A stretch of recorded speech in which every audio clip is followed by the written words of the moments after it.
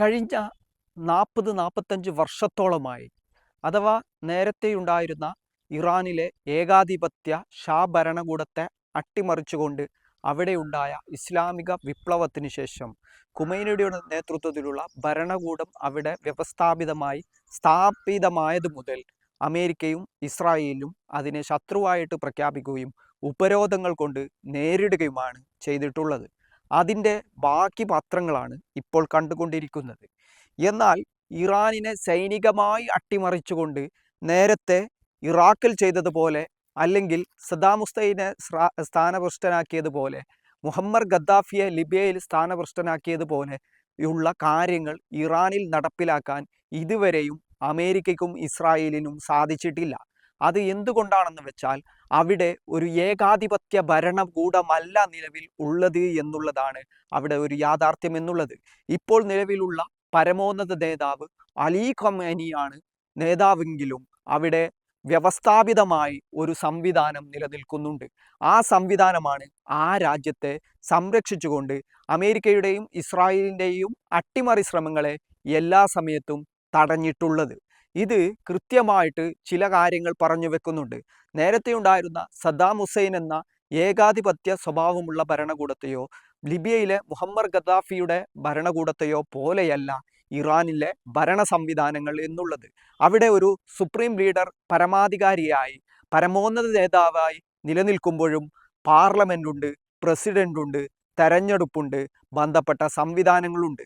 ജനങ്ങളെ സംബന്ധിച്ചിടത്തോളം അവരുടെ ഏറ്റവും പ്രധാനപ്പെട്ട ആവശ്യങ്ങൾ എന്നുള്ളത് അവരുടെ നിത്യമായ സംഭവങ്ങൾ നടക്കുക എന്നുള്ളതാണ്. ലോകത്തുള്ള മിക്കവാറും രാജ്യങ്ങളും പരസ്പരം ആശ്രയിച്ചു കൊണ്ടാണ് ജീവിക്കുന്നത്. അമേരിക്കയെയും ഇസ്രായേലിനെയുമാണ് ലോകത്ത് മിക്കവാറും രാജ്യങ്ങളും അവരുടെ സാങ്കേതിക വിദ്യകൾക്കും അതുപോലെ തന്നെ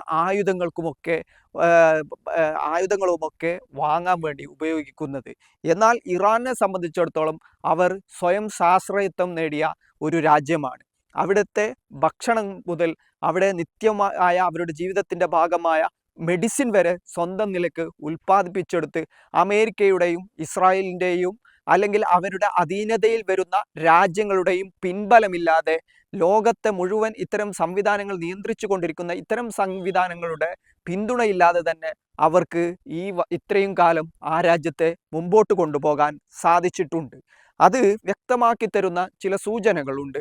സ്വയം പ്രതിരോധത്താൽ ഇറാൻ സൃഷ്ടിച്ചെടുത്തിട്ടുള്ളതാണ് ഈ വക കാര്യങ്ങൾ എന്നുള്ളത്. അത് നിലവിലുള്ള ഭരണവ്യവസ്ഥിതിയെ ആ രാജ്യത്ത് ഒരു അരക്ഷിതാവസ്ഥയുണ്ടാക്കി അട്ടിമറിക്കാനുള്ള അമേരിക്കയുടെയും ഇസ്രായേലിൻ്റെയും താല്പര്യങ്ങൾ നടക്കാത്തതും അതുകൊണ്ടാണ്.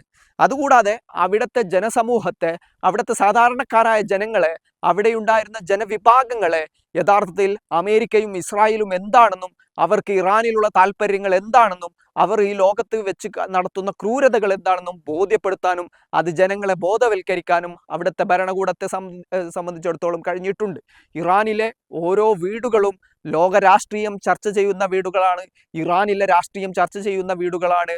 അവിടുത്തെ സ്വയം സ്വാശ്രയത്വം നേടിയത് മുതൽ നിലവിലുള്ള ഭരണകൂടങ്ങൾ അവിടെ ഉണ്ടാവുന്നത് എന്തുകൊണ്ടാണ് എന്നും ആ ഭരണകൂടത്തെ എന്തുകൊണ്ട് നമ്മൾ പിന്തുണക്കണമെന്നുള്ള ഒരു നിലപാട് സ്വീകരിക്കണമെന്ന് ആ ജനതയെ എഡ്യൂക്കേറ്റ് ചെയ്യാൻ നിലവിലുള്ള ഇറാൻ ഭരണകൂടത്തിനോ അല്ലെങ്കിൽ കഴിഞ്ഞ കാലങ്ങളിൽ അവിടെ ഉണ്ടായിരുന്ന ഈ ഭരണ സംവിധാനങ്ങൾക്കോ കഴിഞ്ഞിട്ടുണ്ട്.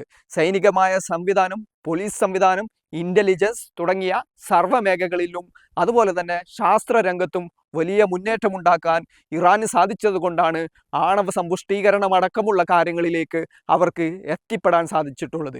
ഈ സമയത്തൊക്കെ ഈ ലോകരാജ്യങ്ങളുടെ വളരെ വലിയ ഉപരോധം അവരെ സംബന്ധിച്ചിടത്തോളം ഉണ്ടായിരുന്നു. അതുകൂടാതെ ഫലസ്തീൻ അടക്കമുള്ള വിഷയങ്ങളിൽ ശക്തമായ കണിശമായ നിലപാട് ഇറാൻ ഇപ്പോഴും പിന്തുടരുന്നുണ്ട്.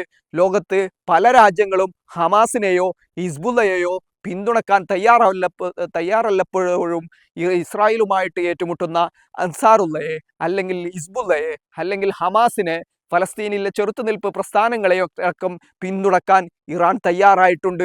ഇറാനിയൻ ഖുദ്സ് ഫോഴ്സ് അതിനുവേണ്ടി പ്രവർത്തിച്ചിട്ടുമുണ്ട്. ഇങ്ങനെ വ്യത്യസ്തമായ താല്പര്യങ്ങൾ ഇറാൻ എല്ലാ സമയത്തും സംരക്ഷിച്ചു പോരുന്നുണ്ട്. നേരത്തെ ഷാ പഹ്ലവിയുടെ നേതൃത്വത്തിൽ ഇസ്രായേലുമായിട്ട് നല്ല ബന്ധത്തിലായിരുന്നു, അമേരിക്കയുമായിട്ട് നല്ല ബന്ധത്തിലായിരുന്നു. ഇങ്ങനെ വളരെ വലിയ ബന്ധങ്ങൾ ഈ രാജ്യങ്ങൾക്കിടയിൽ പരസ്പരം ഉണ്ടായിരുന്നു. ഇറാൻ സാമ്പത്തികമായ വലിയ വലിയ രീതിയിലുള്ള മുന്നോട്ട് പോക്കുണ്ടായിരുന്നു. പക്ഷേ അവിടുത്തെ ജനതയെ സംബന്ധിച്ചിടത്തോളം ഏറ്റവും വെറുക്കപ്പെട്ട ഭരണകൂടമായിരുന്നു അന്നുണ്ടായിരുന്നത്.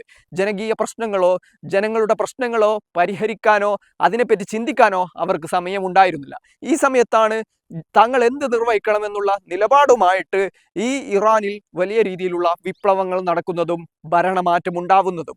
ആ ഭരണമാറ്റമുണ്ടായി 40-50 വർഷം പിന്നിടുമ്പോഴും ഇപ്പോഴും അവിടുത്തെ ജനങ്ങളെ ആ ഭരണമാറ്റം എന്തിനുണ്ടായി എന്നും നിലവിലുള്ള ഇറാൻ ഭരണകൂടം എന്തിനു നിലനിൽക്കേണ്ടതുണ്ടെന്നും അവിടുത്തെ സൈന്യത്തെയും ബന്ധപ്പെട്ട സർക്കാർ സംവിധാനങ്ങളെയും ഭരണ സംവിധാനങ്ങളെയും എന്തിനു വേണ്ടി പിന്തുണക്കണമെന്നുള്ളതും അവിടുത്തെ ജനതയെ ബോധവൽക്കരിക്കാൻ ആ രാജ്യത്തിനും അവിടുത്തെയുള്ള സംവിധാനങ്ങൾക്കും സാധിച്ചിട്ടുണ്ട്.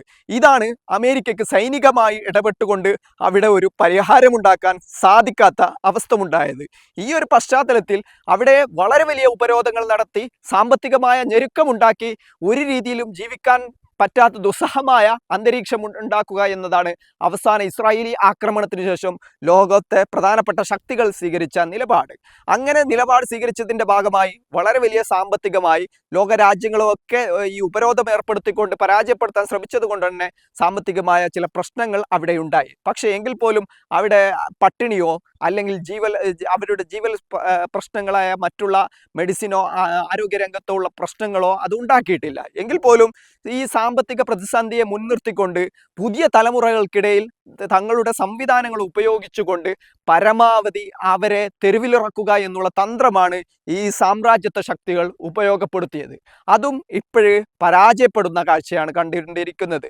അതിൽ തെരുവിലിറങ്ങിയതിനേക്കാൾ 4 ഇരട്ടി ആളുകൾ എതിർഭാഗത്ത് ഭരണകൂടത്തെ പിന്തുണച്ചുകൊണ്ട് അവിടെ തെരുവിലിറങ്ങിയിട്ടുണ്ട് എന്നുള്ളതും, അപ്പോൾ ഈ മറുഭാഗത്ത് ആദ്യം തെരുവിലിറങ്ങിയ ആളുകൾ അവിടെ ആക്രമ പ്രവർത്തനങ്ങൾ നടത്തുന്നതും അവരുടെ സമരങ്ങൾ എന്നുള്ള മുറ മാറ്റിക്കൊണ്ട് ആക്രമ പ്രവർത്തനങ്ങളിലേക്ക് അത് മാറുകയും ചെയ്തിട്ടുണ്ട്. അത് കഴിഞ്ഞ ദിവസങ്ങളിൽ കണ്ട വീഡിയോ ദൃശ്യങ്ങളിൽ നമുക്ക് വ്യക്തമാവുന്നതാണ്. അവിടെ പ്രധാനപ്പെട്ട തീർത്ഥാടന കേന്ദ്രങ്ങൾ, പള്ളികൾ, അതുപോലെയുള്ള സ്ഥാപനങ്ങളെയൊക്കെ സർക്കാർ സ്ഥാപനങ്ങളൊക്കെ അഗ്നിക്കിരയാക്കുകയും ആക്രമണം നടത്തുകയും വെടിവെക്കുകയും ജനങ്ങൾക്ക് നേരെ ആക്രമണം നടത്തുകയും ചെയ്തിട്ടുണ്ട്. ഇത് മൊസാദിന്റെ ചാരന്മാരാണെന്നും അമേരിക്കയുടെ ചാരന്മാരാണ് ഇത്തരം പ്രവർത്തനങ്ങൾ നടത്തുന്നതുമെന്നാണ് ഇറാൻ പറയുന്നത്, ഇറാൻ ആരോപിക്കുന്നുള്ളത്.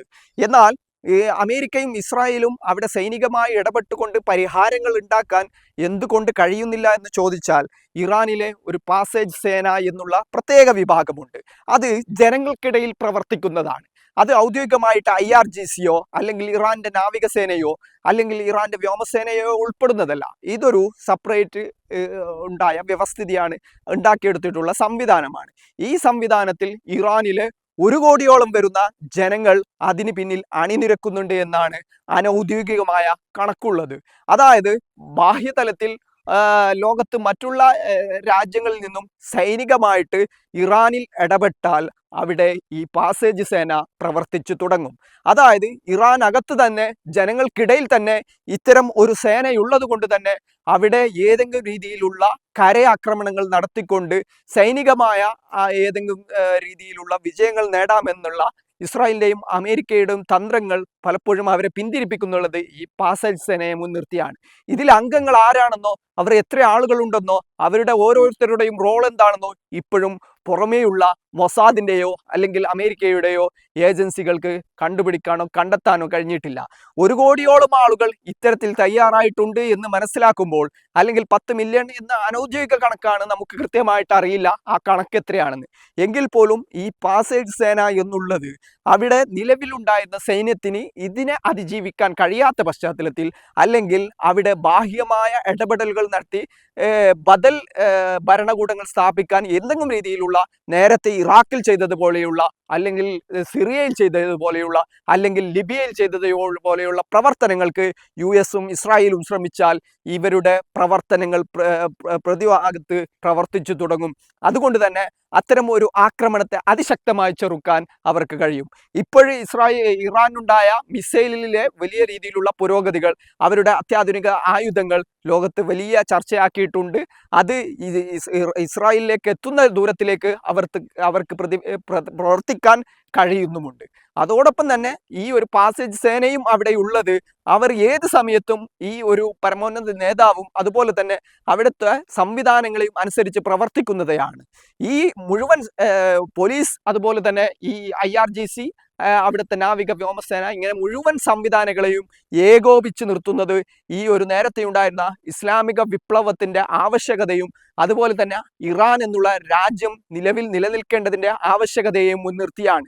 ഇല്ലെങ്കിൽ നേരത്തെ പറഞ്ഞതുപോലെ ഇറാഖിനെ പോലെയോ സിറിയയെ പോലെയോ അല്ലെങ്കിൽ മറ്റുള്ള ലിബിയയെ പോലെയുള്ള രാജ്യങ്ങളെ പോലെ അസ്ഥിരപ്പെടുത്തി ഇല്ലാതാക്കി കളയാൻ മറ്റുള്ളവർക്ക് കഴിയുമെന്നുള്ള ഒരു സന്ദേശം അവർ ജനങ്ങൾക്ക് നൽകുന്നതിൽ വിജയിച്ചത് കൊണ്ടുകൂടിയാണ് ഇപ്പോൾ ഇത്തരത്തിലുള്ള ഭരണകൂടത്തെ പിന്തുണച്ചുകൊണ്ട് വളരെ വലിയ രീതിയിലുള്ള പിന്തുണ നൽകിക്കൊണ്ട് വളരെ വലിയ ജനസമൂഹം തെരുവിലിറങ്ങുന്നതും ഭരണകൂടത്തിന് വേണ്ടി സംസാരിക്കുന്നുള്ളതും പരമോന്നത നേതാവിന് പിന്നിൽ അണിനിരക്കുന്നുള്ളതും.